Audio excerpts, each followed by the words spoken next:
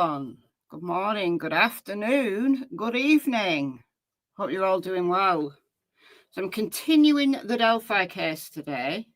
I had a day off Delphi yesterday, at least in videos. I had a day off Delphi. I did watch some stuff on Delphi, but my video yesterday was on the latest craziness in the Summer Wells case. It's been over a month since I last talked about Summer's case, so I think it was time. But I'm back with Delphi today, continuing the investigation. I mean, secretly, I'm trying to find the evidence that Richard Allen did it. Secretly, that's right. I don't think I've even consciously voiced that, like even in my own head. But I'm trying to justify why Richard Allen is going to spend the rest of his life in prison. So the stuff that I'm doing now, I am in my own head, I am trying to find that evidence, and there isn't any. There isn't any. But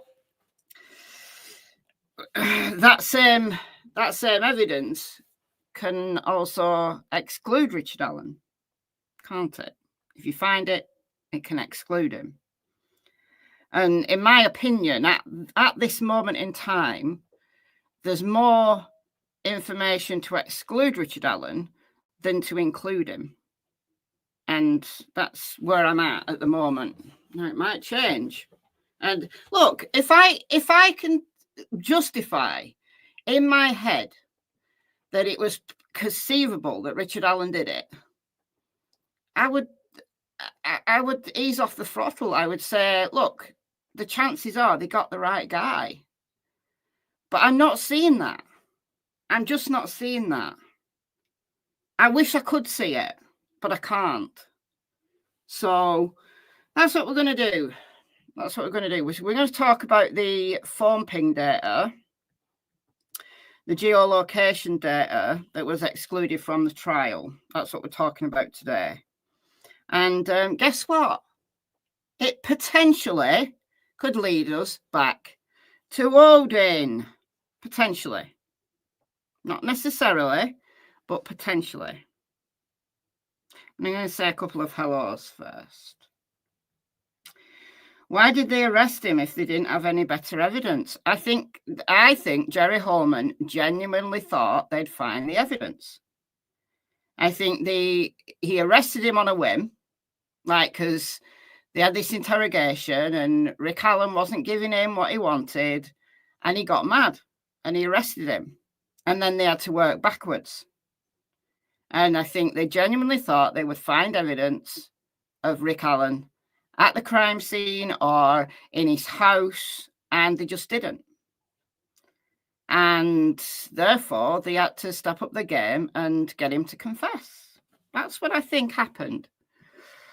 All right, let's say a couple of hellos here. Hello, Aussie TV, and Jean, and Lindsay. What else have we got here? Anyone else see Dr. Grande's video on Delphi? No, I don't watch him. Honestly. I'm not going to say any more than that. I just don't watch him. Hello, Hummingbird and Holly. And We Are Dust, Linda. Just reading comments. Just reading the Summer Wells comments. I've read some of them. There was quite a lot of comments to that video. I've not got through them all yet. Hello, Mel. And we got Susan, Grammy, Karen. Let's have a look. What? Put together 110 pairs of socks. That's insane. I don't think I've ever owned 110 pairs of socks in my entire life. You must have either a big family or you're just a family of centipedes or something. Oh, dear. Dear. All right. Who else is in the house? We got Angie Baby. We got doing 10 pairs of socks. That's insane. We got Jackie. We got Grandma Skiddos. We got CW. Oh no, you got a bug. Oh no. Well, keep it. Keep the bug over there. Don't bring it over here. Hello, Bluefish. And there's a few people coming in now. All right. So I'm going to start with this from yesterday. Just let me share my screen here. And as I said, although I did some wells, I did listen to some Delphi stuff. And this is from a couple of days ago, but I watched it yesterday. It's a channel that I don't know anything about. It's the one and only video that I've ever watched on this channel. I don't subscribe to this channel, but it just came up in my suggested. Someone called Nick Straro, and there was Andrea Burkhart on there and a couple of other people. And it was a really interesting discussion. I'm just going to play a minute of it, but it was really interesting. So I'd recommend anybody go and watch it. Really interesting. So the link for replay viewers is already in the description box. I'm going to put the link in the chat as well. Have we got people having problems with sound? We've got people saying sound is good. That's normally... Oh, Broken Gothel, has everybody else got sound? It appears so. It appears so. So maybe you need to turn it up at your end. Broken Gothel. What channel was that live on? Someone called Nick Starrow. Again, I don't know anything about the channel. It just came up in my suggested. But I've just put the link in the chat. I'll put the link in the chat again if you missed it. But the link is in the description box. So if you click out of the chat and go into the description box, if you're on a mobile device, I think you will have to click out of the chat to find the description box. But it is there. It is there. All right. Okay, so like I said, I am only going to play a minute or so of this. And it's right at the beginning, talking about the geolocation data. So let me just turn my volume up. I don't think it matters for me turning my volume up, but I think I'm at the right spot here. So hopefully we are. I watched Loyalty's stream with her timeline. Mm-hmm. And a few things just instantly showed up. This is weird. And then I saw something else on Twitter, which I, of course, can't find again. I think I know what he's talking about. And I'm going to show you that. So just keep that in your head. Something that he found on Twitter that he can't find again. Well, I think I know. I think I know what it is. So, shortly. The ping of the phone, the time is really interesting, but also it seems like the place is also quite interesting. Could you inform the rest of us who might have missed out on it? Yeah, so this was at about 5:44 in the evening. It was the last successful ping to Libby's phone before the phone went dark. And it was picked up off of a tower that is not the same tower that services the Monon High Trails. This tower is over kind of on the other side of Delphi. I can't remember now off the top of my head exactly what the name of this area is, what the name of that tower is, but it's Wells Street. So this is my understanding is among the information that was excluded. The defense wasn't allowed to bring up much of the geolocation data that they weren't allowed to bring up any of it. Geofencing all banned. The report from the FBI CAST team, which had been done by Agent Haran, was also banned. It was okay for Nick to talk about phone pings, but only when it suited him. But all the geolocation data that is incredibly interesting, that was all banned with no discussion whatsoever. None. That was able to be obtained in this case. It was regarded by the judge as being unreliable, notwithstanding that the prosecution subsequently brought in all kinds of geolocation data to support their case. So this was important timing-wise because it's simply inconsistent with the state's theory. It's totally inconsistent with the state's theory, but it does in some way support Libby's phone data. The distance from the distance and the steps that were found on Libby's Apple Health app, which we talked about in my last live stream.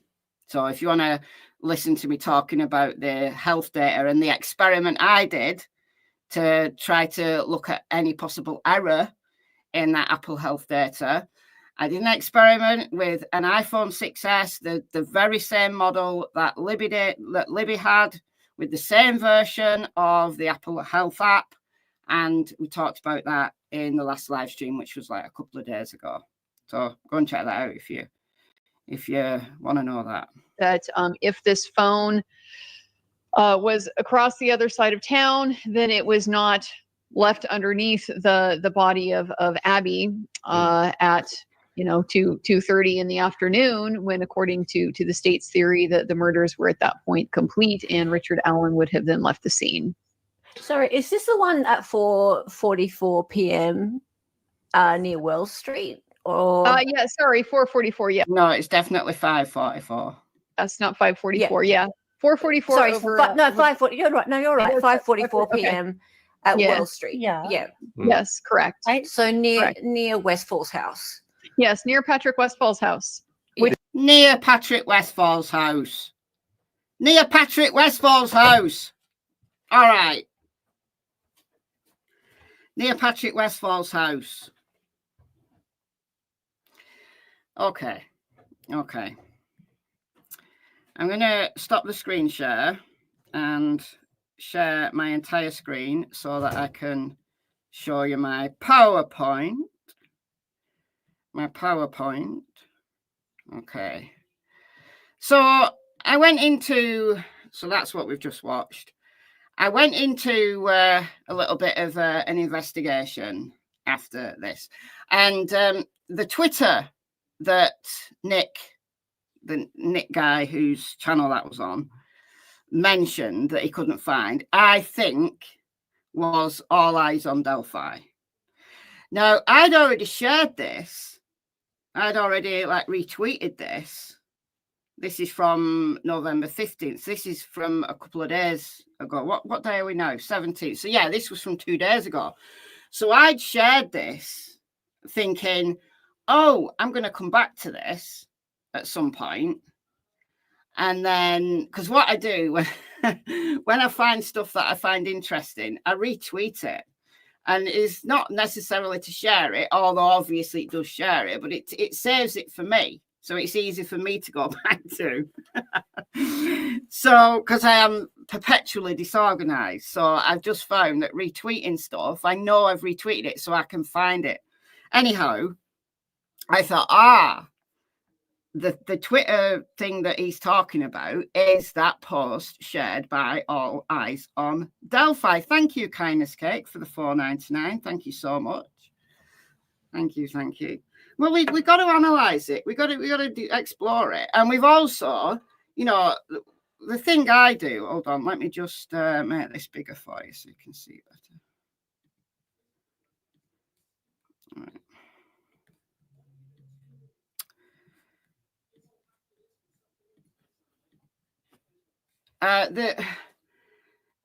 The thing that I try to do is I try to look at a fact from as many different angles as I can.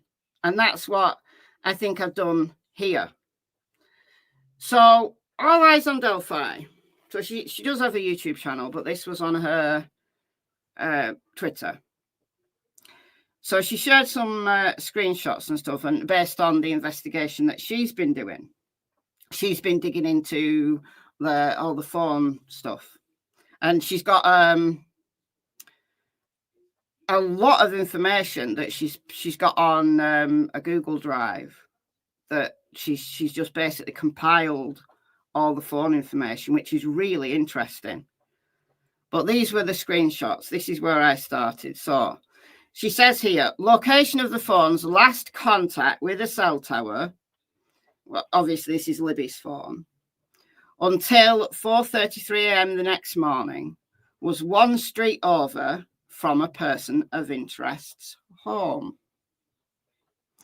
Haran, who was the FBI agent who compiled the cast report that they weren't allowed to talk about in the trial, he believed that geolocation data from Google analysed by the FBI cast team caught one of the Franks suspects by the crime scene earlier as well.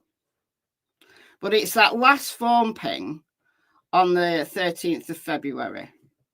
So the very last phone ping was at 17:44, and there was no further phone activity.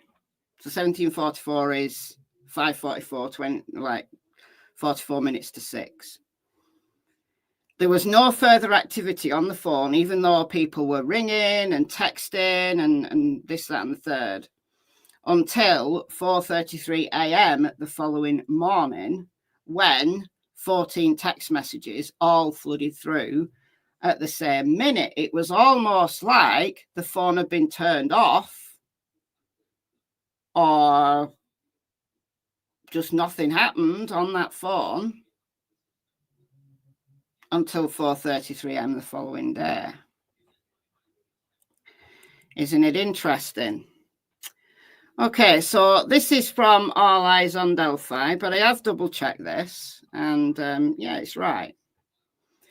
So one person of interest who happened to live in Delphi, who's mentioned in the Franks memo, who's that? Oh, it's Patrick Westfall, lived very close to the Well Street cell tower. The cell tower that Libby's phone pinged off at 5:44 p.m.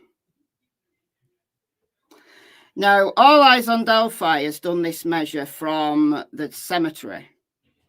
But actually, if you take Libby's phone data, like the Apple Health data, into consideration, they would have, if they were taken anywhere by a car, they would have gone from the south end rather than the cemetery end, which is the north end.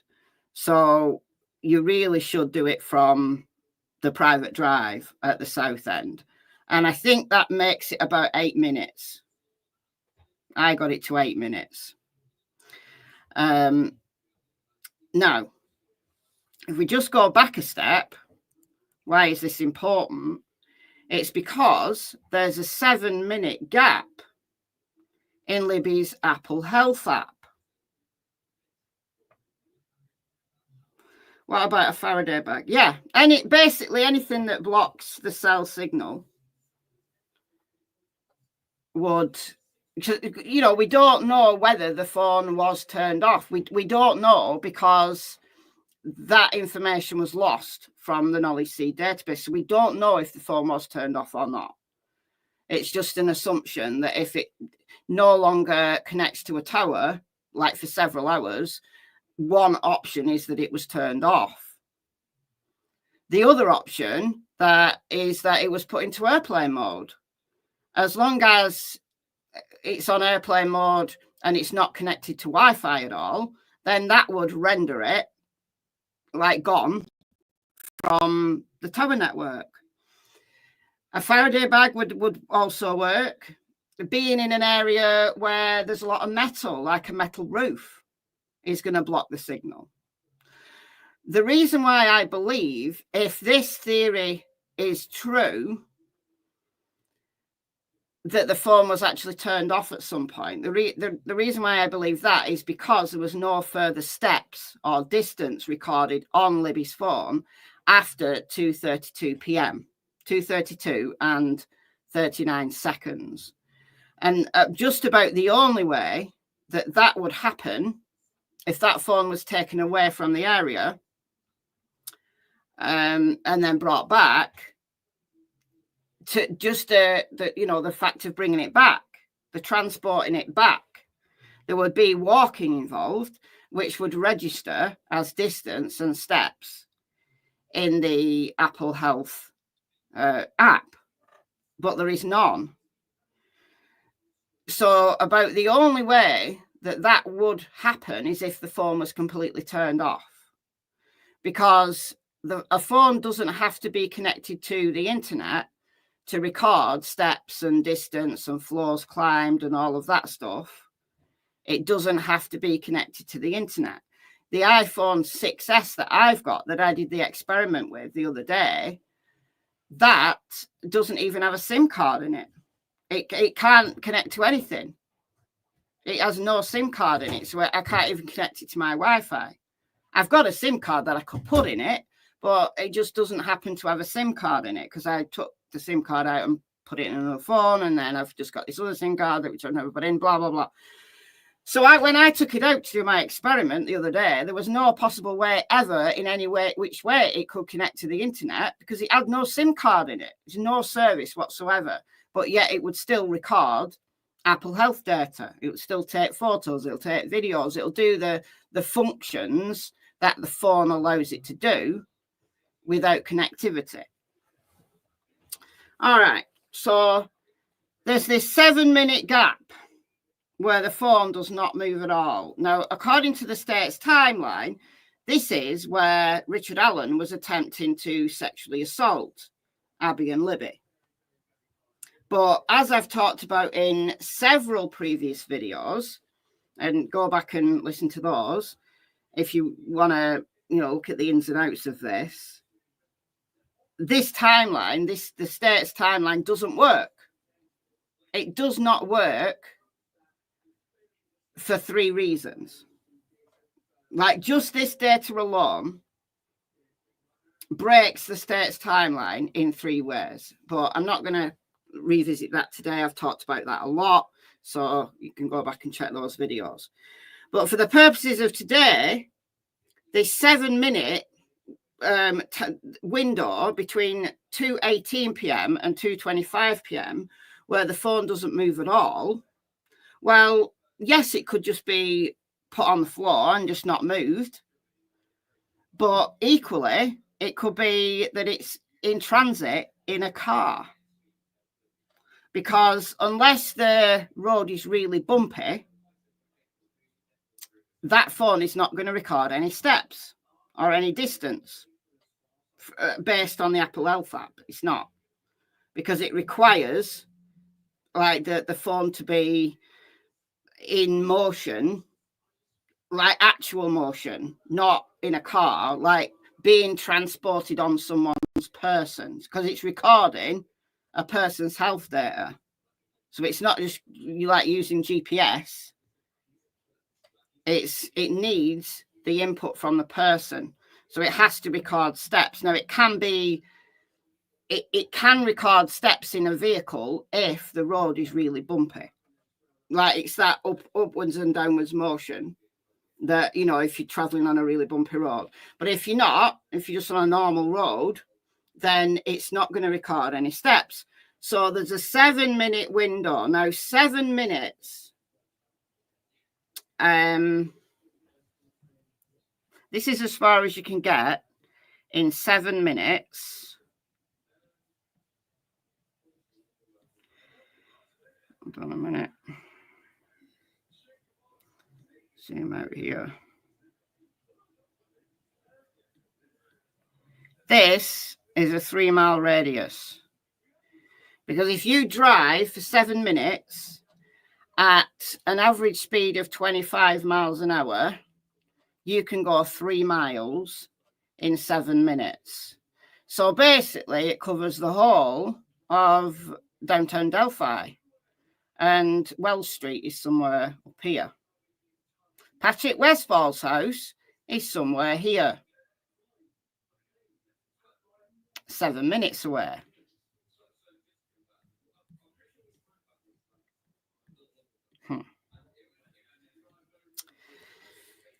Okay.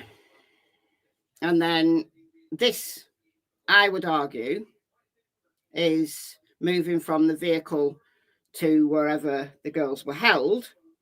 And then the phone registering 2 floors climbed is they were taken upstairs somewhere, in an attic or somewhere like that, or like in a barn or whatever, right? But okay. So where does this information come from? Well, it comes from the FBI cast report. And this is from the FBI cast report. So again, this is a screenshot shared by All Eyes on Delphi. So Libby's phone, 2:13, 17:44 and 50 seconds. Cell tower from AT&T. This is the radius estimate. Wells Street, Delphi. And it was a call from Kelsey to Libby that activated this phone ping. Where was this discussed? This was discussed in the August, at the end of July, beginning of August, pre-trial hearing, where Chris Cecil was basically interrogated on the FBI cast report. So we learned a lot from that hearing that wasn't allowed at trial, that was just banned from the trial. So if the jury had been able to access or hear all of that information that came out in that 3-day hearing, I suspect the verdict could have been very different, because at the very least it casts reasonable doubt on Richard Allen's involvement in these murders.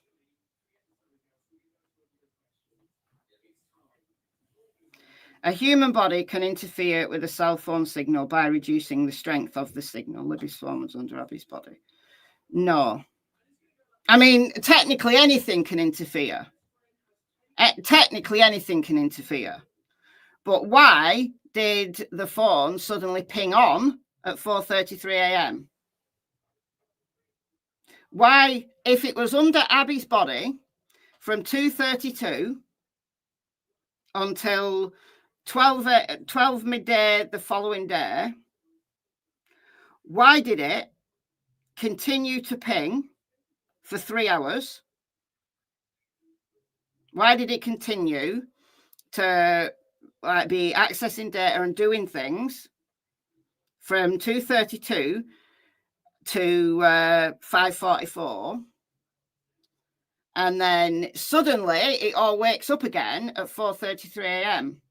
because it was under Abby's body the whole time?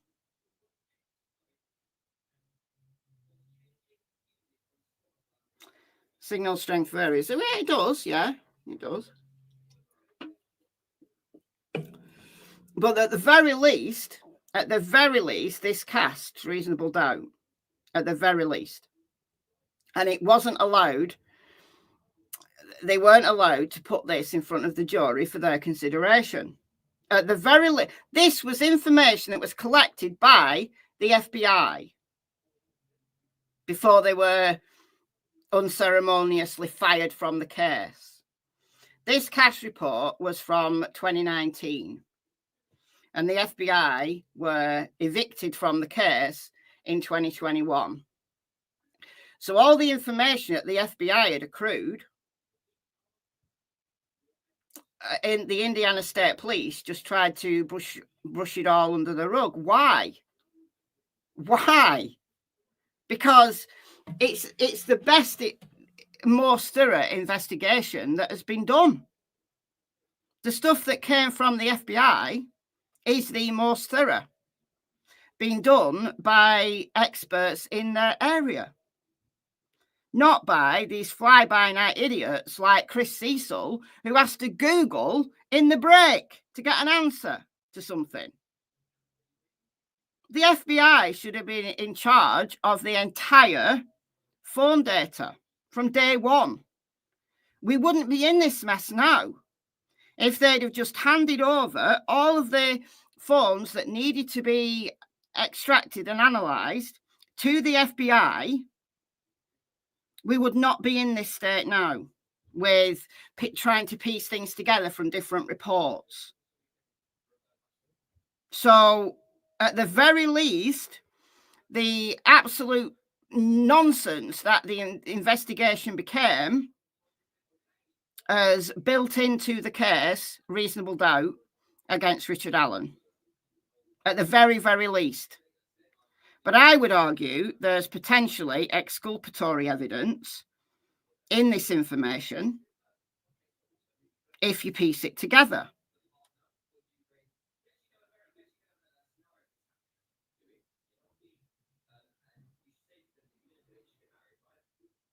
Anyway, so I recognise where this has come from. These are comments that, because the 3-day hearing at the end of July, beginning of August, wasn't televised. The only reason why we know so much about what was said was because there were a few people who were in that courtroom who took notes. One of those was Yellow Jacket. She took extensive notes from the whole hearing. So I recognise this. These are quotes from Yellow Jacket's notes. I do have Yellow Jacket's notes. I have these in Yellow Jacket's own handwriting. But I'm using this one because Yellow Jacket's handwriting is less easy to understand than this. But this is on page 38 of Yellow Jacket's notes if you want to go and find them. And this was Jennifer Auger, who is one of the defence attorneys, talking about the geofencing data from Haran's FBI CAST report. Okay, so we generated maps and spreadsheets, said, we believe it's absolutely part of the investigation. Other phones in the area where the crime scene was, at the time that the crimes were said to have gone down, there were several other phones in the area, including potential other suspects that was part of the investigation that we should be talking about. There was even a device at the cemetery around the time of the murder. Like by the time of the murders, we mean the time that the abduction took place, the time that all of this was said to have gone down by the state.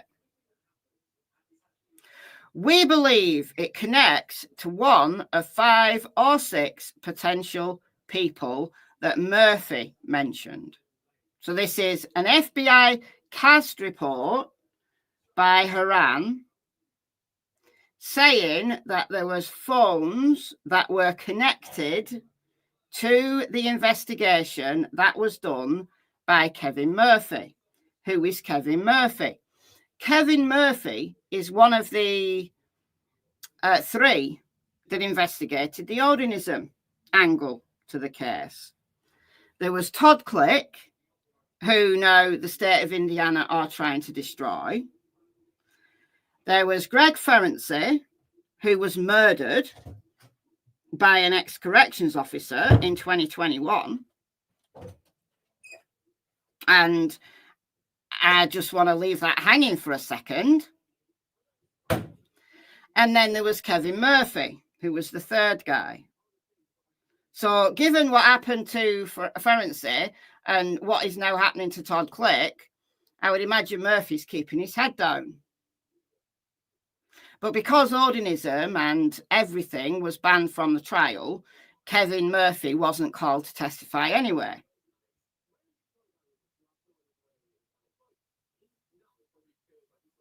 Kevin Murphy was the guy that Elvis Fields confessed to.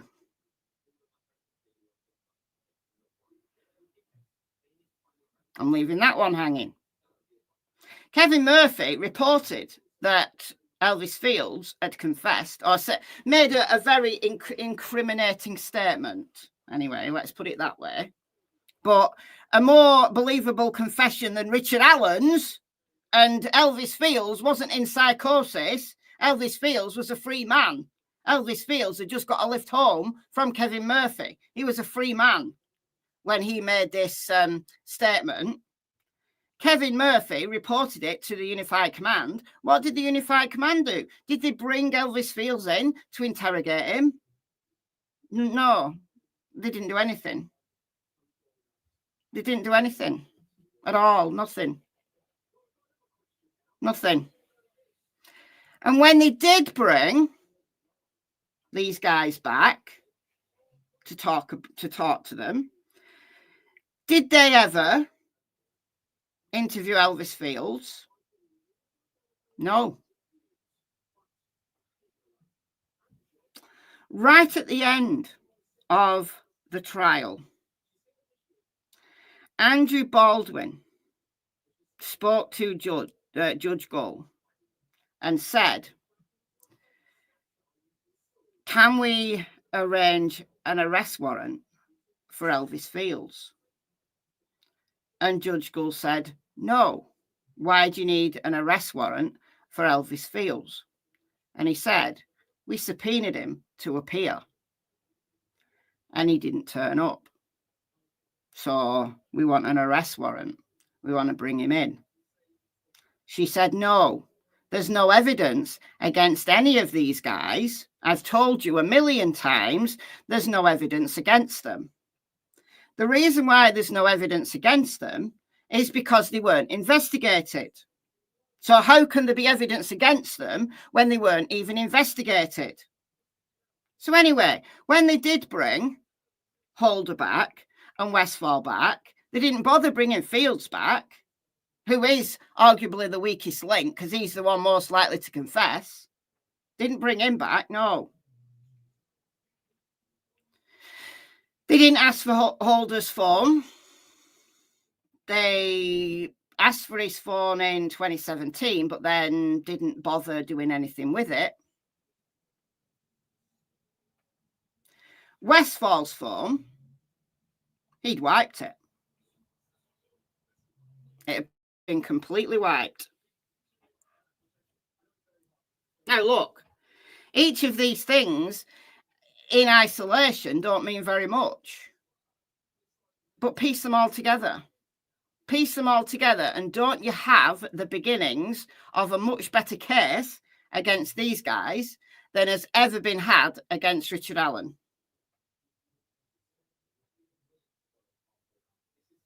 Exactly. There's not like Judge Gull. This was in the trial. This wasn't in the presence of the jury, but she said that the defense had failed to show a nexus between these Odinists and, you know, Westfall, Fields, Holder, etc. They had failed to show a nexus between these guys and the murders. And she said, there's no DNA against these guys. So Judge Gull's definition of nexus, i.e. connection, is DNA. Well, where's the DNA that links Richard Allen to the crime? Where's his nexus? Where's his nexus? At least investigate these guys properly. Of course, there's no evidence against them. Not really. You've got to piece little bits and pieces together. And, you know, it's incredibly circumstantial. And there's gaps in it. But the reason why there's gaps in it is because they weren't investigated. They weren't investigated at all. Anyway, I did a little bit of digging here. And so, again, cash report from FBI 2019. And I thought, all right, well, it's interesting that last phone ping on the 13th So the 1744 and 40 seconds phone ping. Pinged off the tower at Wells Street, which is right the way other side of Delphi than the Mourne Bridge. So I want to know, and I can't find the answer to this because I look at every angle. So is it possible that every phone ping from Libby's phone was pinging off Wells Street? Like, it would be way more incriminating if it was pinging off a different tower, like closer to the Mourne Bridge at every other time, except for this 1744 ping. It's less interesting if Libby's phone was pinging off that tower the whole time. But I can only find the information for the 1744 ping. So I'd like to know, like, we can't get the full FBI cash report. That isn't available. We can only take the pieces that have been, they've come out in testimony, or they have been released in various motions. What we don't know is, was Libby's phone pinging off the Wells Street tower the whole time? If it was, that's less interesting than it changing cell tower. So I did a little bit of digging. That's just from one of the defense motions that we've already talked about. So I had a look at the cell towers that are around in Delphi. And as of now, as of 2024, there are several cell towers. There's about, 5 or 6 cell towers now in the area. But there were only 2 in 2017. So the Mourne Bridge that's the cemetery there. So the Mourne High Bridge is here, around here somewhere. So that's where we're looking at, right? So there's the 300 North. You can't see the road, but that's the cemetery. Now, the closest tower to there, like going in a straight line, probably would be that one or that one. But they didn't exist in 2017. There was only 2 in 2017. One of them was on the City Hall. It was on top of City Hall. Atop City Hall, South Union and East Main. And that status was granted in 2012. So that was there in 2017. All right. The only other tower that would service the Delphi area in 2017 was the one at Wells Street, North Wells Street. Very close to where Patrick Westfall used to live.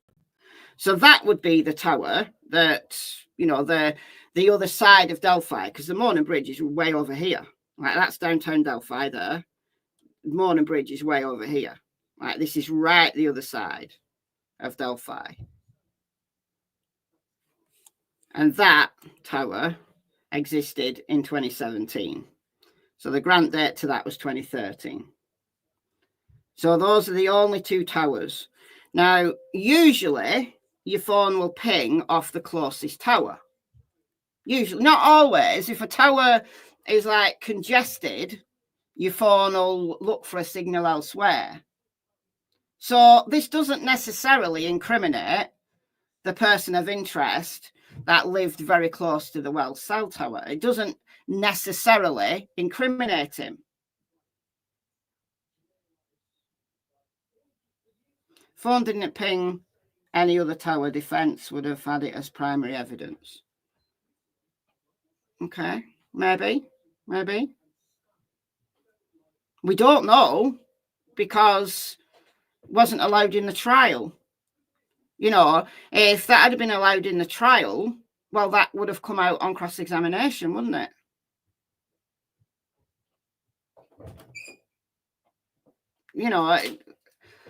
This is the thing. This stuff is interesting. Is it necessarily incriminating against the Odinists? No, not really. because there's other explanations for it.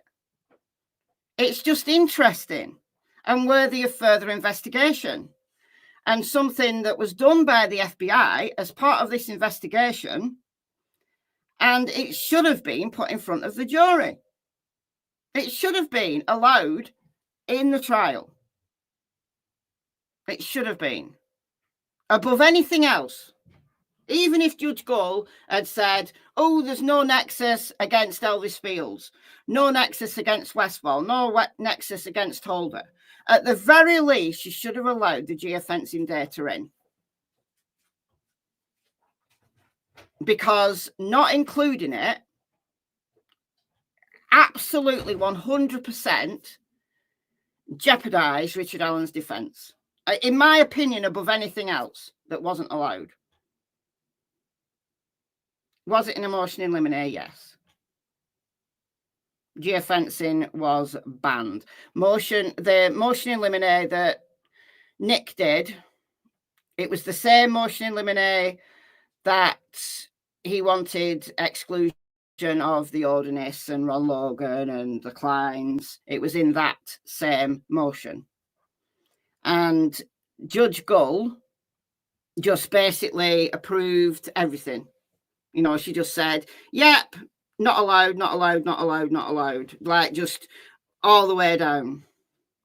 So probably didn't even consider how badly that would jeopardize Rick Allen's defense. You know, there's one argument that is reasonably valid. Like, you can't just come along and start blaming people without any evidence against them. The reason why there's no evidence against these Odinists is because they weren't investigated. But I can kind of understand where a judge might come from if you know, she allows in, you know, this, you know, a trial against Brad Holder and Westfall and Fields in a trial against Allen. I can get that. I can kind of get that.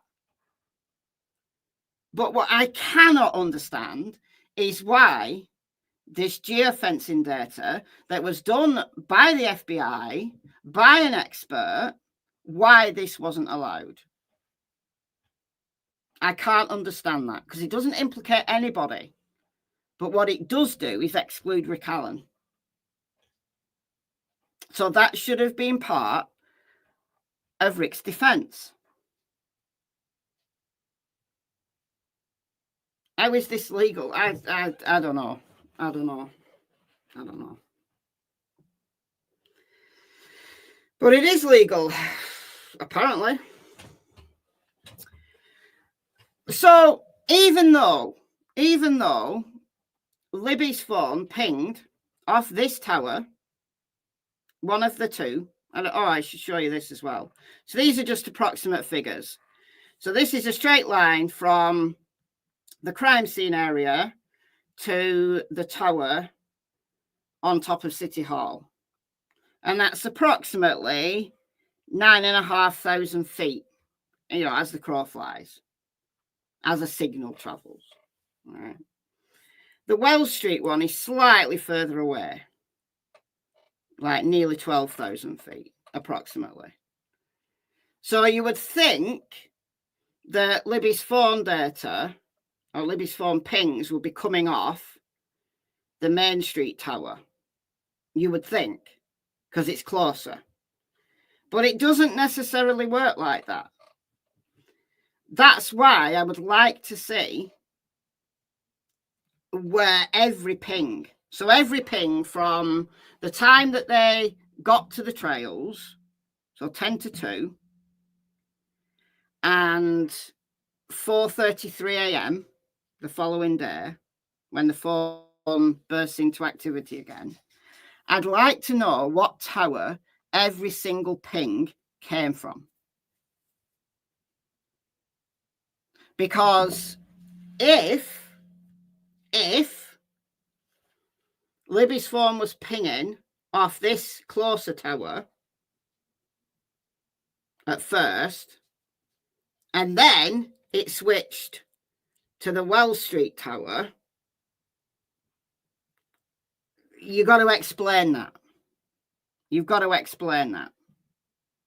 Now, it could absolutely be that the Main Street tower got busy. It could well be that got busy because that's the tower in downtown Delphi, right? Loads of people's phones are in that area, so that's going to be the busier tower, isn't it? So it could well be that tower just got congested, and therefore Libby's phone, like searching for a signal, went to the Wells Street tower. It could be as simple as that. But my point is, this is worth further investigation. As soon as this data was known, which was from 2019, the FBI cast report was done in 2019, and that was right at the time that that Murphy, Click, and Ferenczi were investigating the Odinists, and the FBI believed that what they saw was ritualistic in nature. The FBI believed that the crime scene had ritualistic signatures to it. So in 2019, when this cast report was done, I want to know why Westfall wasn't hauled in for an interrogation, because Libby's phone's pinging at the tower that is incredibly close to his house. That in itself needs some investigation. The fact that there's a 7-minute gap in Libby's phone. Let's go right the way back now. In Libby's phone's health app. And hey presto, it's 7 minutes from the Bourne Bridge in a car to Westfall's house. It's like, are these things just coincidences? They could be. Coincidences happen. Are they all just coincidences? Or is this something that should have been investigated really hard in 2019 when this cast report came out? Because they already had this. They had this in 2017. They already knew this information in 2017. But they didn't get the FBI cast report until 2019. But at that point, why on earth weren't the pieces put together? Why weren't they put together? Because 2019, if you remember, April 2019 was when they had that, the change of direction press conference. And we had to exclude the old bridge guy sketch. He wasn't a thing anymore. And it was this new, beautiful young bridge guy sketch that was the guy. So 2019, a lot of stuff was going on behind the scenes. But seemingly, none of it put the pieces together that potentially could have solved the crime in 2019.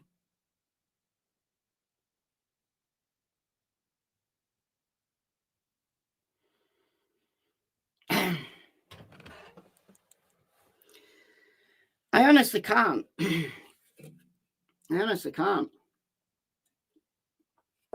And Westfall doesn't have an alibi for the 13th of February, 2017. He does not have an alibi. He said he was at home with his son. That's what he said when they interviewed him on I think it was the 19th of February. Said he was at home with his son. When his son was questioned, his son said he was at school. His son would have only been like 12 at the time. Something like that. He said he was at school. So he doesn't have an alibi. Elvis Fields doesn't have an alibi. He said he was at a hospital visiting someone in Muncie. And the reason why his phone didn't move for like hours and hours and hours was because there was no phone signal at the hospital, which was complete BS, because nobody was visiting anybody at a hospital in Muncie. So he doesn't have an alibi. Brad Holder has an alibi because he was at work. So that's why, apparently, Brad Holder was excluded as a suspect back in March 2017 because he was at work. However, if the girls weren't murdered at 2:32, like the state believes, and were taken away somewhere and then brought back to the scene later, well, that also breaks Holder's alibi. Look, the reason why there's no evidence against these guys is because there was no investigation done, no real investigation done at all against them. And if there had have been, I can guarantee there'd have been more evidence against them than there is to this day against Richard Allen. That in itself should be reasonable doubt. All right, final thing I want to talk about, to go through all this again, is the sticks. So at the end of my live from 2 days ago, I said I want to show the actual sticks from the crime scene. So I know that people have drawn them. You know, there's one person who's done really realistic drawing of the crime scene, but I want to show the actual sticks because the positioning of the sticks is crucial. The actual positioning of the sticks is crucial, and I don't think any drawing has done it justice. So when I saw the two crime scene pictures that were released on Twitter, some idiot released them on Twitter. So it's just one photo of Abby and one photo of Libby. And that was the first time I actually saw the sticks for real. And I wanted to show the sticks, but I needed to find a way to not show the bodies, but show the sticks. So this is what I've done. So this is the actual crime scene. And what I've done is I've blacked out the bodies completely. So this is Abby and this is Libby. And I've added a filter on it so it looks like a drawing. So I'm sorry if this offends anybody. The reason why I wanted to do this is for the sticks. All right. But look at these sticks. These are the actual sticks. This is not a drawing. It looks like one because I've made it look like one. But it's not. This is the actual crime scene pictures, just heavily edited. Look at these sticks. All right. So they've all been laid down in exactly the same way. So bear in mind what we were told at the trial. Bear in mind what we were told at the trial. That Brad Webber's van coming along scared Rick Allen. So much so they had to hurry the girls across the creek and slit their throats. So he was that scared, he had to basically, stop what he was doing, at least stop what he was planning to do, run them across the creek and murder them. And then he spends time finding these sticks and placing these sticks. Now, this is the thing that I don't think the drawings have shown. Look at the sticks. So how were these placed? This one's placed first because this one's underneath them all. This one's placed first because it's underneath them all. Right? And then this one, where's my mouse? This one is placed over. And in this one, we've got this one and this one placed over. And then finally, we've got this one that's placed on top. It's all done very carefully. Now in this one, that's one stick. That's one stick. So that's kind of the main branch, I would assume. And then you've got this branch coming off, and then you've got this other branch here coming off. I think you've got 2 branches there coming off this stick. But what they've done with Abby is they've used 2 sticks, but to basically show something very similar. So they've got that and that.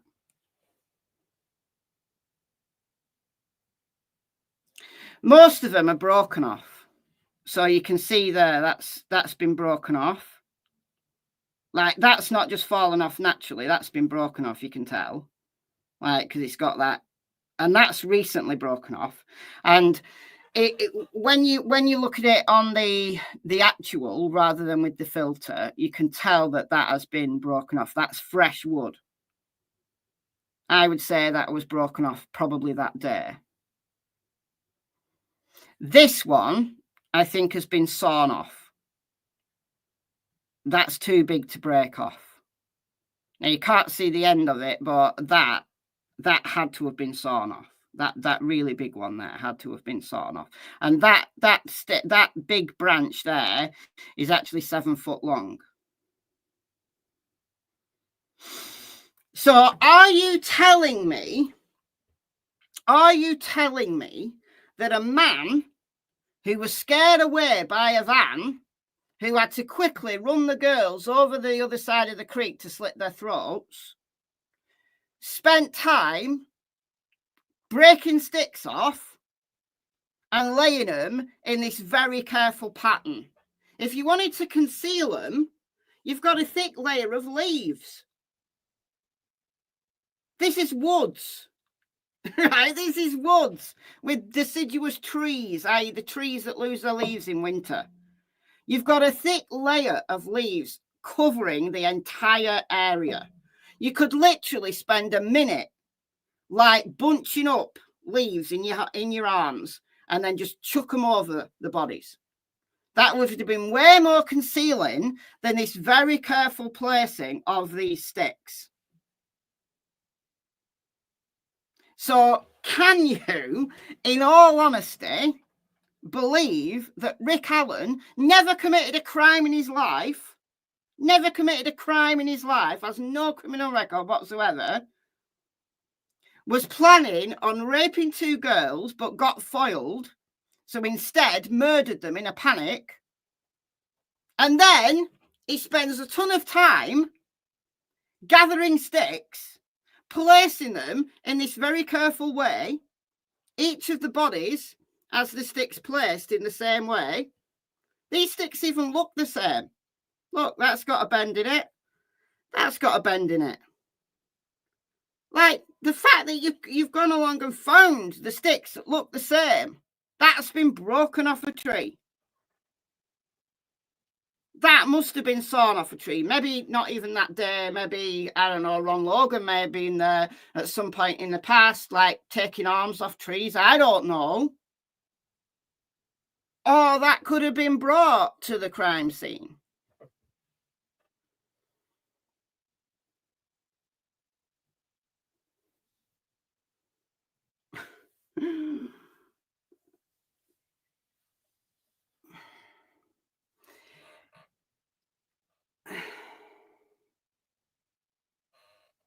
I can't. There's no way. There's absolutely no way that a man with absolutely no criminal record whatsoever gets his very first crime that he's ever committed foiled, so he panics and kills them. And then how much time are you going to spend with these 2 dead bodies? How much time are you going to spend finding these sticks and placing them on? And why place them on in the first place? That there's no way that they were concealing. If anything, they are highlighting the bodies. It's almost like framing them. It's almost like framing them, if you will. There's no way that was done as a method of concealment. No way in the world. No way. And because this obviously is a photo and it's not it's not 3D. What you don't know is that these are being balanced. These are not flat. These are being balanced. And then that's kind of balanced on that one. And then that's balanced on that one. Now I've got another picture. So what I've done is the picture of Abby was actually taken from behind. It was basically showing these sticks that were placed on her hair. Now, you can't actually tell because I've blacked out like Abby's head, but you've got two sticks, one there and one there, that have been placed over Abby's hair. Like they're not sticks on the ground. They've actually been placed on her head. Whether they look like horns or antlers, I don't know. But they were actually placed there. That one in particular, that very thin one there, was like placed over where a like ponytail is. Like her hair's like bunched up a bit, and that was like placed over it. I would say maybe more like a crown than a horns. I don't know. I don't know.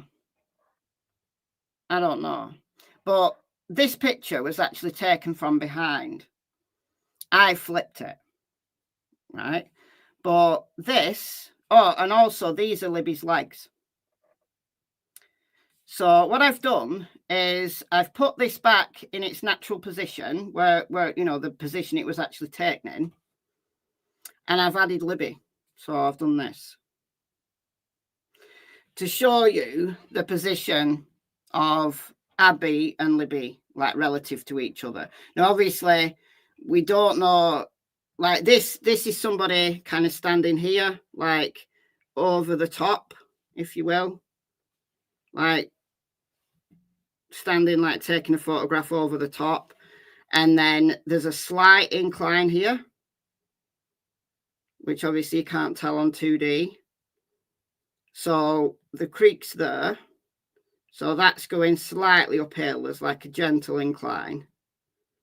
So both of them are laid in the same direction with the feet facing downhill. She's been dragged like several feet. The blood pool is actually over here. It's like not on the picture. The blood pool's over here. So Libby actually died somewhere over there and has been dragged here. And on the actual picture, again, this has got a filter on it. There's absolutely no drag marks at all on the ground. There's nothing. That ground has not been disturbed by having, you know, someone drag a body.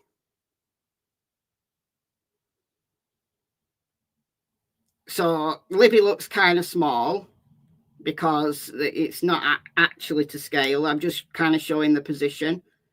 And obviously she does look a bit smaller because she's further away, but it's not quite to scale. But it's just to give you a feel for how they were placed. They were like placing a V, not quite touching, with like them all like heading downhill. So the creek's here. So I thought it was interesting just to see the actual position that they were in. And you can see this stick here is balanced. It's like up in the air. It's like balanced up in the air. And then this stick's also balanced. So you've not just thrown those sticks on. You've balanced them. Like that's been placed on. Then that's been placed on. Then that's been balanced on. And then that's been balanced on.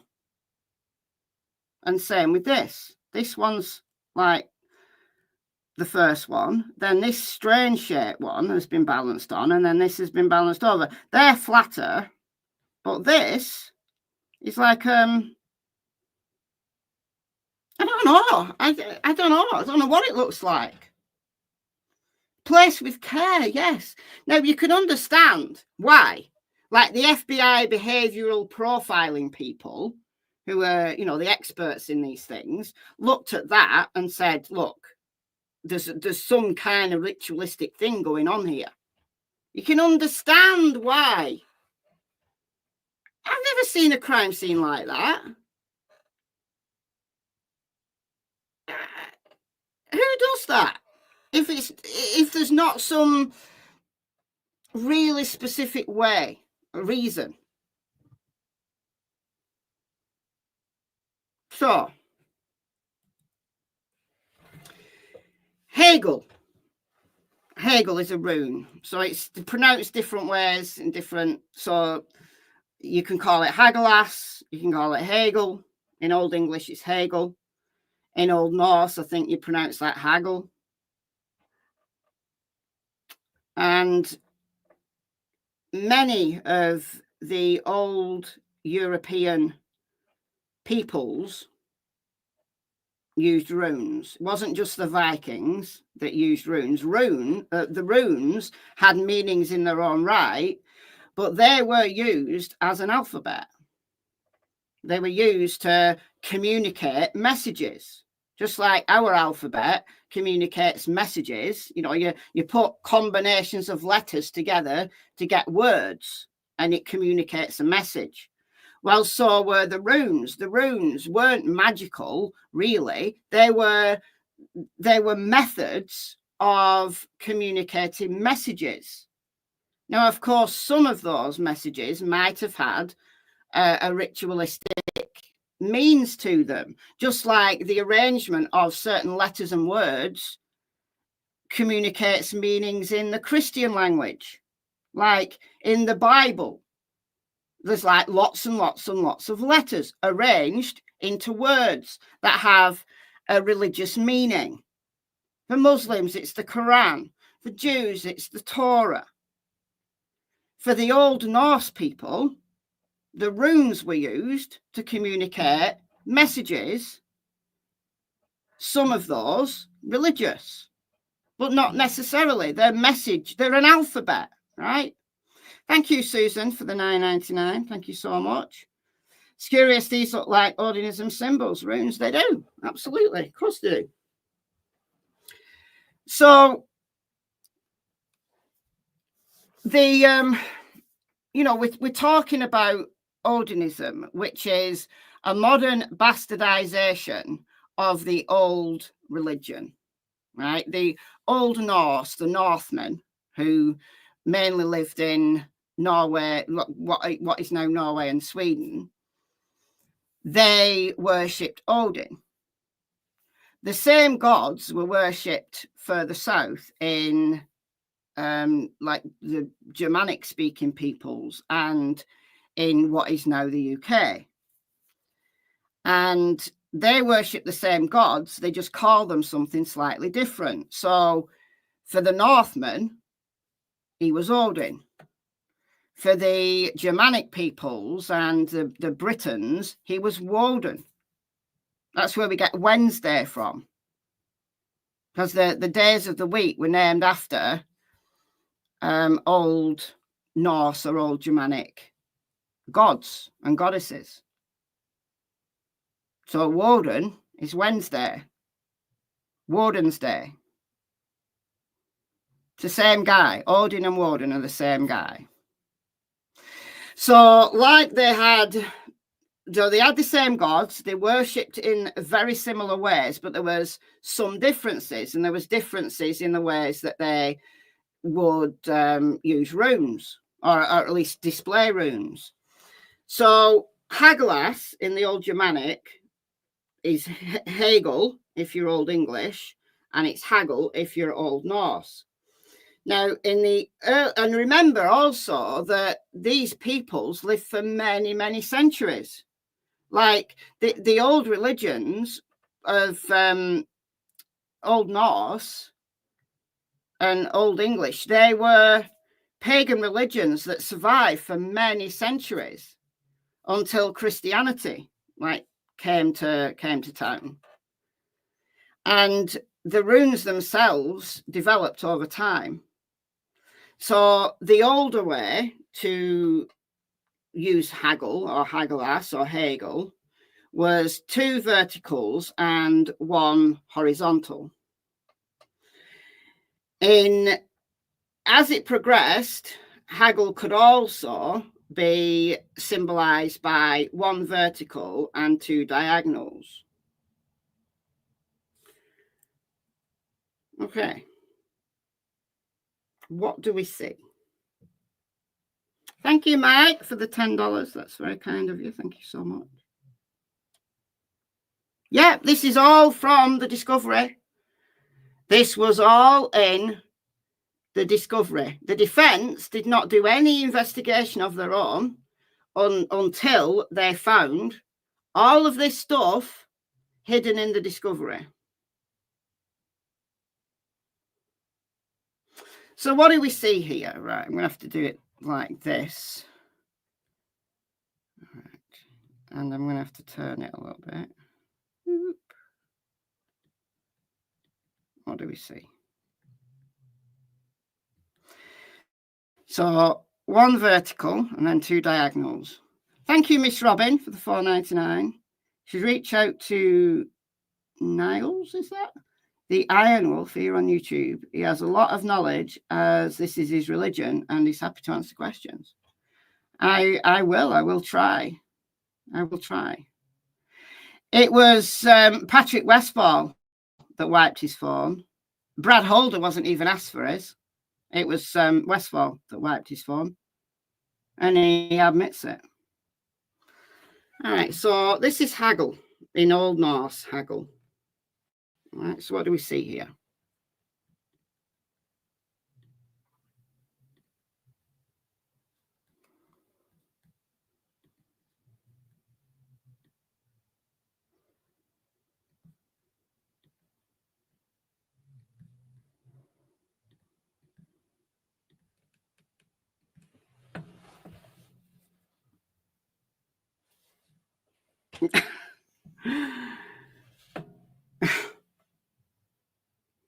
And if you don't like that, okay, if you don't like that. Oh, and haggle or hagel means hail, by the way. But if you don't like that, it's annoying doing this. How about this?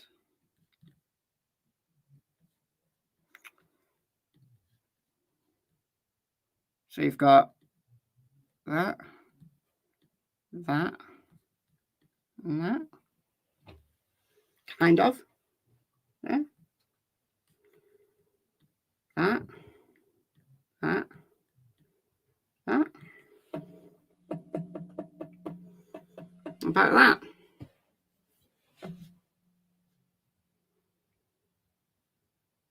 And there's no way that those markings on that tree were done by someone's hand accidentally. I'm just saying.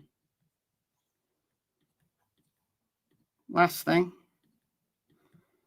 Brad Holder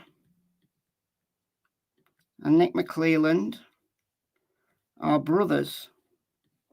By brothers, we mean Mason brothers. I did this a while ago in a video. Once you see this, you can't unsee it.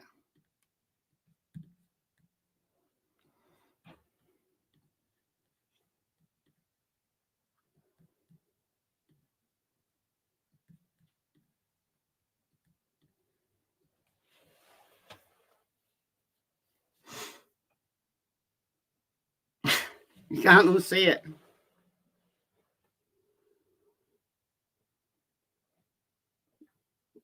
I don't know. I don't know what to tell you. I'm not an expert in these things. But there's something. Those sticks mean something to someone. They are a message. I believe those girls were brought back there, murdered there, the phone left there, so that they would be found. There were so many ways to hide those bodies. So many ways to hide those bodies. Those girls were left in that way for a reason. The fact that one girl is naked and the other girl is dressed and, honest to God, looks like she's sleeping is something in its own right. They were posed. They were posed. And the time it took to pose them, the time it took to dress Abby, and the time it took to choose and lay those sticks does not tell me that this is by a man who is panicking after being scared by a van. I'm sorry, no. But the jury didn't get to hear any of this at all. Like the way, thank you so much for the £5. I would like to know whether the members of the jury have done any, looking at all at the media, have done any digging whatsoever about the case. And the mainstream media are doing a very fine job of, approving of the conviction of Rick Allen. And, YouTube channels are doing a very good job. I thought that chapter actually did a decent job. If anybody watches that chapter, I think he did a decent job because he's a bit edgy. He's a bit more edgy than some channels. What I'm talking about is like the really, really big channels. Those who've got like millions of followers. I think he did a decent job because, he is a bit of an edgelord. He was very fair.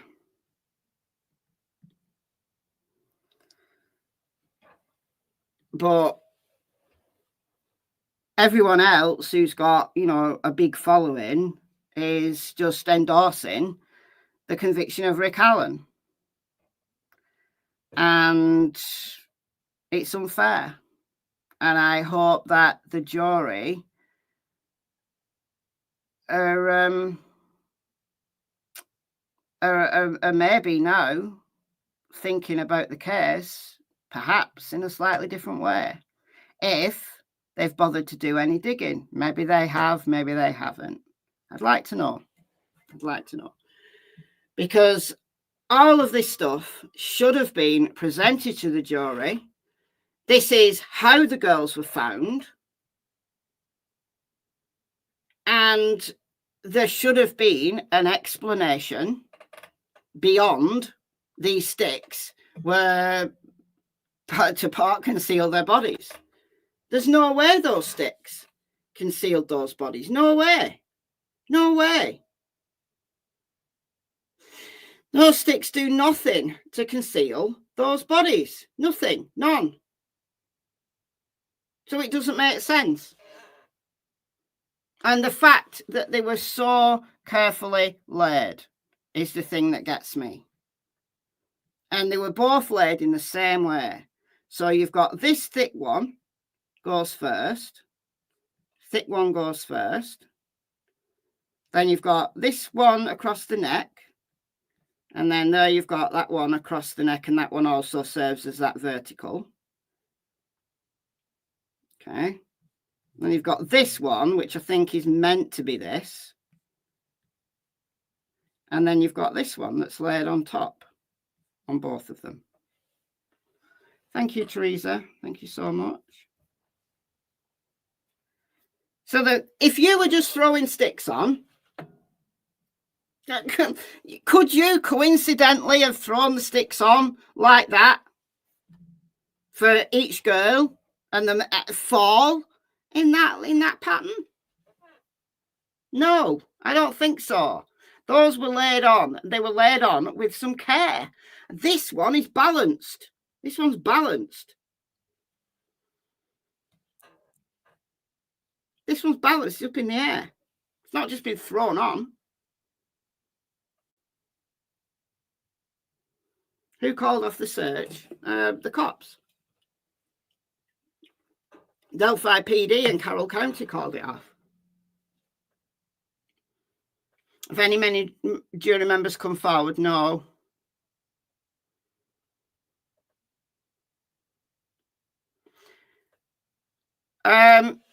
Apparently this big thick one was cut. You can't see it on this, but that had to be cut. There's no way that could have been broken off.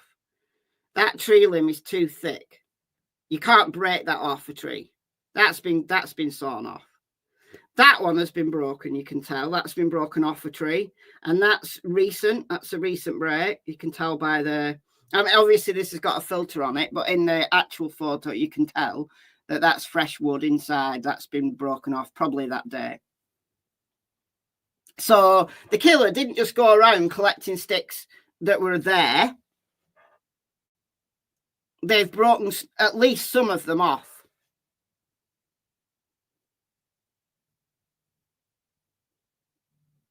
Where are the saw marks? This one had to have been sawn off. Now, you can't see on this picture because it doesn't show the end of this limb.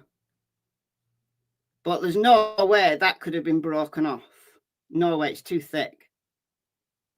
So that was the one that was sawn off. Like in the defense Frank's memo, it said one of them had been sawn. So it must be this one.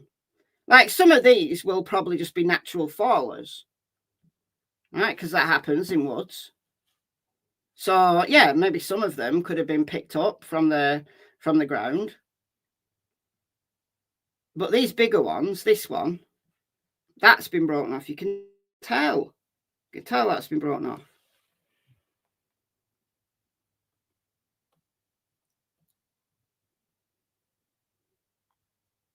So who would do that? I honestly think that one's been brought off as well, but I wouldn't put my life on it, but I think that one's been brought off.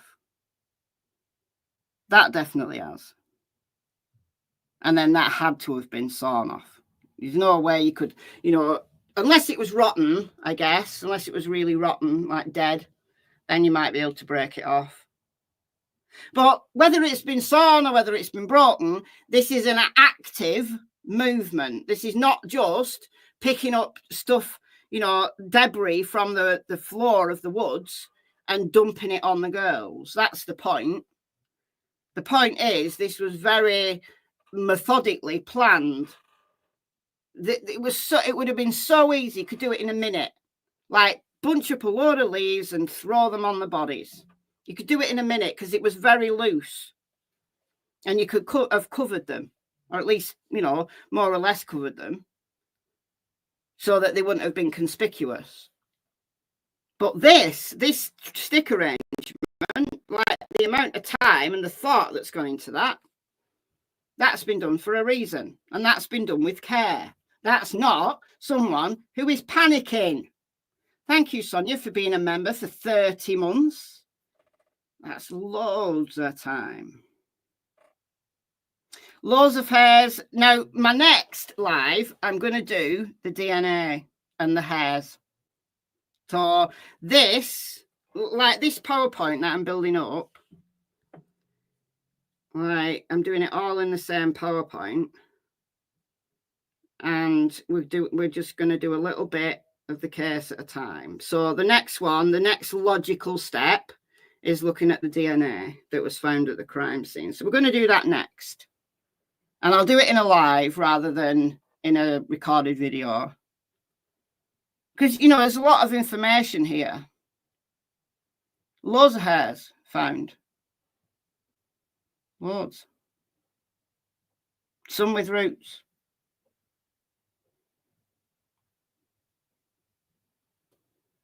Lots of hairs. Do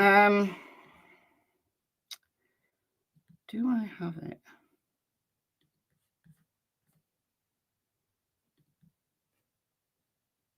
Oh no, it's going to take me out of StreamYard. Hold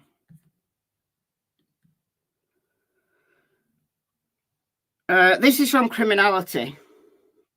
So Teresa, Criminality. Thank you, Anna, for being a member for 7 months. Apparently Libby's blood was mixed with Abby's. It was in some places. But we are going to go through this and more in the next live stream. But I think she puts how many hairs? 80 hairs. So what Criminality has done is she's gone through like the live streams that people have done who were in court, and then she's added them all together.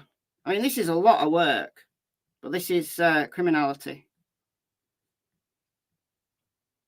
And it's based on the DNA testimony by Stacy Bozinovsky. So we're going to go through it all, and we're going to go through what that looks like on the bodies. And we're going to look at the ways that even if you can't get a full profile, how you might be able to exclude someone. So even though you've got DNA that you can't profile, you could at least exclude people. And that wasn't done. But a total of 80 hairs. 3 hairs not consistent with Abby or Libby would have been consumptive. So obviously some of these would have been Abby and Libby's. But were they tested? Because we know that the one that was in Abby's hand wasn't tested until like the trial had actually started, and then it was determined to be Kelsey's. But there's a lot. There's a lot. Thank you, We Are Dust, for being a member for 9 months. Look at the emblem of Alders and McClelland's Lodge. Tipton Lodge. All right, hold on. But we're going to do that next. I don't know whether I'll be able to do it tomorrow, potentially the day after. I might do it tomorrow. Not decided yet. Oh, I also want to do a members live at some point this week. And I know I keep saying I'm going to do a members live, and I keep saying it and saying it and saying it. But I've got another topic. I want to do the Stanford prison experiment. If anybody knows that from like psychology, if you've ever done like a course in psychology, like Psych 101, like the first semester of a psych degree, you do the Stanford prison experiment. And I want to do that because it's very relevant to a lot of what we talk about in true crime, especially this case. Thank you, Susan, for joining. Welcome, welcome. You're now a member of the Secret Agents Club. Yeah, Stanford thing is, it's really interesting, yeah. I've never met Phil Zimbardo, like the guy who like ran the study. I've never met him in person, but I do know some people who have, and apparently he's very nice, but he's quite a dark character. Not in a bad way, but he's just the perfect kind of person that, you know, his brain would have invented that kind of experiment. But it's still, I mean, it's old. It was done in the 70s, but it's still very relevant today. Very relevant today. All right, what was I looking at? Tipton Lodge. Tipton Masonic Lodge, Indiana.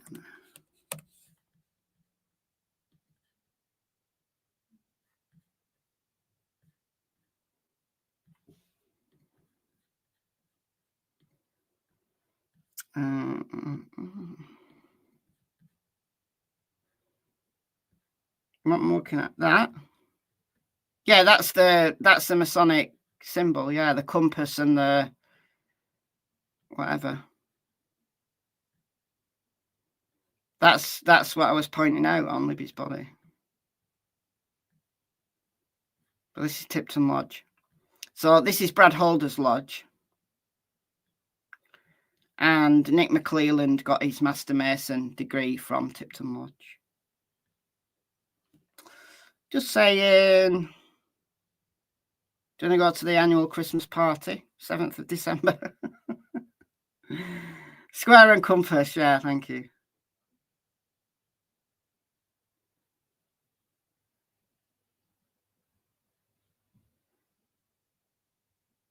So the Odinists are Freemasons. The guys that were the suspects are Odinists, but the relevance between Brad Holder and Nick McClelland both being Masons who clearly know each other is that Nick McClelland might be quite open to protecting his brother. So I'm not saying that the crime was done for a Masonic reason. I'm saying that Nick McClelland might be, you know, open to protecting his brother because that's what they do. So we're actually talking about the crime scene being Odinist and the suspects being Odinists. The reason why the Mason connection is important, in my opinion, though, is because Brad Holder and Nick McClelland clearly know each other, and that's a problem. Like the fact that, you know, anybody wouldn't, you know, an investigator would know one of the suspects, the prosecutor would know one of the suspects is a problem. And who knows how many of the investigators know him as well. AKA Radar, thank you for the $9.99. Yeah, it's very odd. They lied to the world. They did. They lied to the world, and I don't know why. I don't know why. You know, are we looking at? You know, I don't necessarily go for it being a really like deep conspiracy. I think you only need a few people who realize that their investigation was awful, who would then be willing to cover up the fact that the investigation was awful. And then you can have somebody who's prepared to let their brother off the hook. It doesn't necessarily have to be this massive conspiracy that involves the entirety of the Indiana State Police, the entirety of Carroll County. No, you only need a few people who need to cover their arses because their investigation was crap. They then become very sensitive to covering certain things up. And then you get this pressing, this need to solve this crime because the sheriff's election's coming up. So you get this, well, we need to find a suspect. You know, the Keg and Klein Wabash River debacle had ended with nothing. And then, surprise, surprise, a month later, Rick Allen's arrested just in time for Tony Liggett to win the sheriff's election. You know, all these things kind of fit together. But it doesn't mean to say it's a big, massive conspiracy that everybody's involved in. You only need a few people to be involved to cover up and to frame someone. You only need a few people to be in on it. Rebecca, welcome to the Secret Agents Club. Thanks for joining. Was it true that Libby was pregnant? Not that I've heard. Not that I've heard.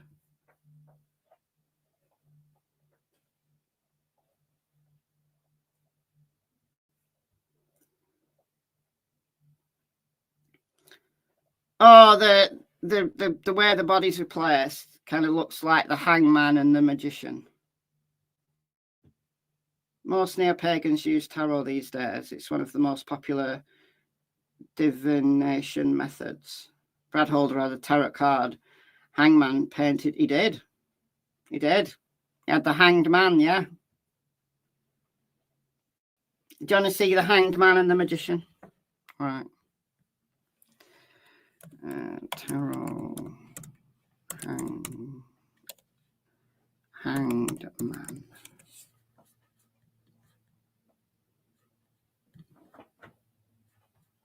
Cannot see it, can you? So that's the hanged man. So people argue that that's kind of how Abby was placed, like with her arms tucked in and then one knee bent. But in the hanged man tarot, the left leg is bent, whereas in Abby's case,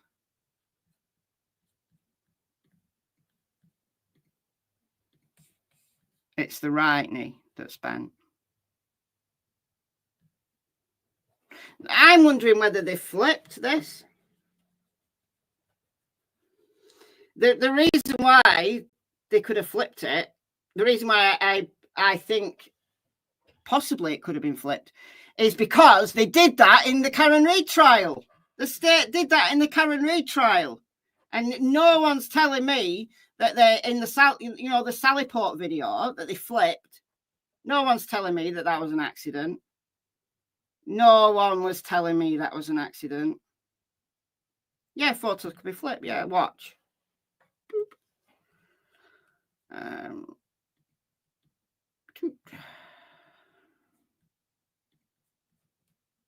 Watch this.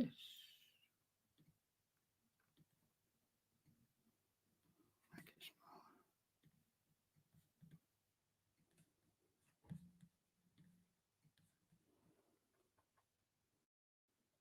smaller.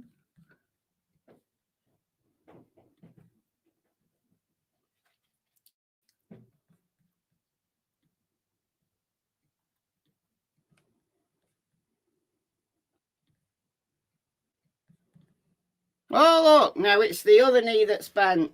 Yeah. So, yeah, it's easy. I'm only speculating.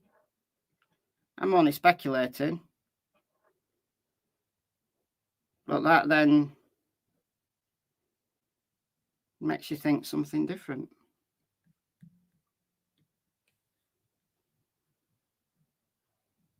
Potentially.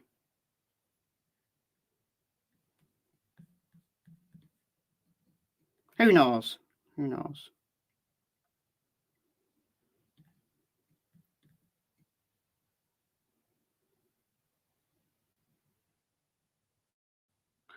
Why are 99% of you defending a guy that killed 2 innocent girls? Not defending anybody. Just speculating on why there is evidence out there that is problematic and that wasn't allowed at the trial. That's problematic. That would potentially have given the jury a very different viewpoint. I don't know.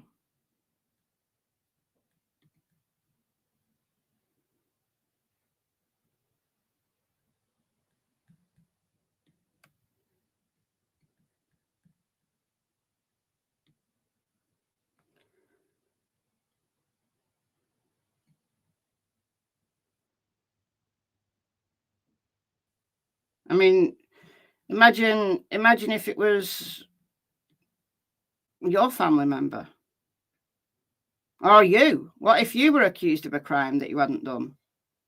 And the entire state that you live in, the entire state, join forces against you. How would you feel? You wouldn't be thinking that then, would you? You'd be welcoming people who were able to critically think about the case. You'd be welcoming those people then, wouldn't you? And then people say that Libby looks like the magician.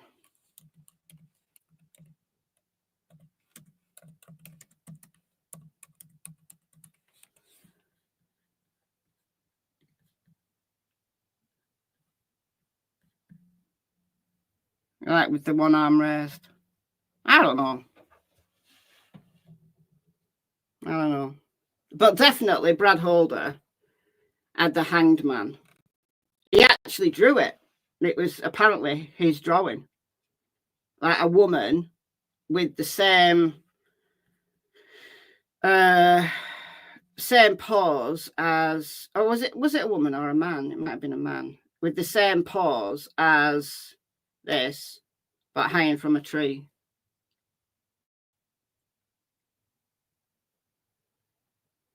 Yeah, still so many unanswered questions. And there shouldn't be. This is the thing. When someone is tried and convicted, you should have, the finality to it. The state should have put on a sufficient case for you not to have all of these outstanding questions. There's just too many of them.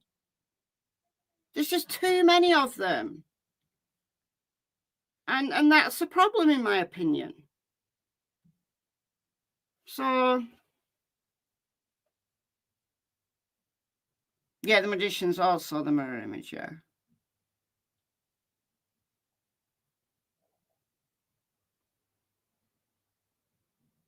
Yeah, Abby was dating Logan Holder, Brad Holder's son. So, you see, that's another thing that how would these Odinists know that the girls were going to be there? Well, one way would have been for Logan to contact Abby and say that he was going to be at the trails. So, you know, come along. Now, I'm not saying that Logan sent the message. It may have just been someone using Logan's account, for example. Image is proctored. Oh, at least one person understood what I was talking about. Oh dear, yeah. Maybe they proctored some of the images, maybe. They proctored. That's good. I like that. That's right. The jurors had to ignore a lot of doubt to get there as it was, to get to the verdict as it was. I think, you know, there was a tugging on the heartstrings. There was that need to convict someone. And there was already doubt in the case. There was already doubt. But the stuff that would have, I think, tipped the balance wasn't allowed. Wasn't allowed. And it should have been. At least then, it could all have been hashed out in front of the jury. Like the defence could have put on their very best case.